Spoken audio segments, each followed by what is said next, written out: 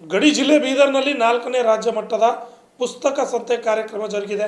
3 ದಿನಗಳ ಕಾಲ ನಡೆಯಲಿರುವ ಪುಸ್ತಕ ಸಂತೆ ಕಾರ್ಯಕ್ರಮವನ್ನು ಬೀದರ್ ನಗರದ ಸಾಯಿ ಶಾಲೆ ಆವರಣದಲ್ಲಿ ಆಯೋಜನೆ ಮಾಡಲಾಗಿದೆ.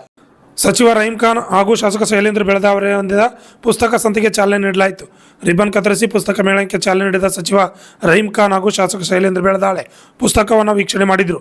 ಸಚಿವ ರಹೀಂ ಖಾನ್ ಅವರಿಂದ ಕೂಡ ವಿವಿಧ ಪುಸ್ತಕ ವೀಕ್ಷಣೆ ಮಾಡಲಾಯಿತು. ಗಡಿ ಜಿಲ್ಲೆ ಬೀದರ್ನಲ್ಲಿ ಕನ್ನಡ ಓದುಗರ ಸಂಖ್ಯೆ ಹೆಚ್ಚಿಸುವ ಉದ್ದೇಶಕ್ಕಾಗಿ ಕಾರ್ಯಕ್ರಮ ಆಯೋಜನೆ ಮಾಡಲಾಗಿದೆ. ಸಾಹಿತಿ ಬರಗೂರು ರಾಮಚಂದ್ರಪ್ಪ ಅವರಿಂದ ಕಾರ್ಯಕ್ರಮ ಉದ್ಘಾಟನೆ ಮಾಡಲಾಗಿದೆ. ಬಾಲ್ಕಿ ಹಿರೇಮಠದ ಚನ್ನಬಸವ ಪಟ್ಟದೇವರು, ಶಿವಾನಂದ ಶ್ರೀಗಳ ಸಾನ್ನಿಧ್ಯ, ನಟ ಪ್ರೇಮ್, ಕಸಾಪ ಅಧ್ಯಕ್ಷ ಸುರೇಶ್ ಚನ್ಶೆಟ್ಟಿ ಸೇರಿದಂತೆ ಹಲವು ಪುಸ್ತಕ ಪ್ರೇಮಿಗಳು ಭಾಗಿಯಾಗಿದ್ದರು. ವಿಶಾಲ್ ಸ್ವಾಮಿ, RJ32 ಕನ್ನಡ ನ್ಯೂಸ್, ಬೀದರ್.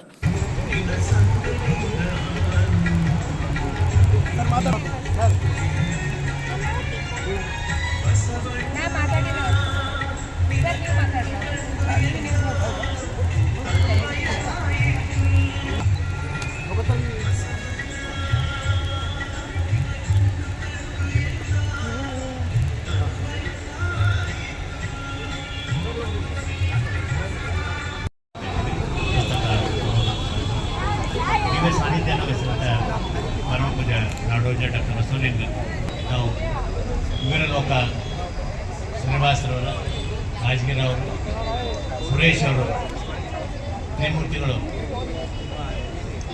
ದಯವಿಟ್ಟು ಬಂದ ಆಯೋಜಕರಿಂದ ಕಡೆಯಿಂದ ಶಾಲು ಅಥವಾ ಹೂವಿನ ಮಾಲೆಗೆ ಅವಕಾಶ ನೀಡಿದೆ. ಕೇವಲ ಪುಸ್ತಕವನ್ನು ಕೊಟ್ಟು ಅವರನ್ನು ಗೌರವ ಮಾಡ್ತಕ್ಕಂಥ ಪರಂಪರೆಯನ್ನು ನಾವು ನಾಳೆ ಹೇಳ್ತಾ ಇದ್ದೀವಿ.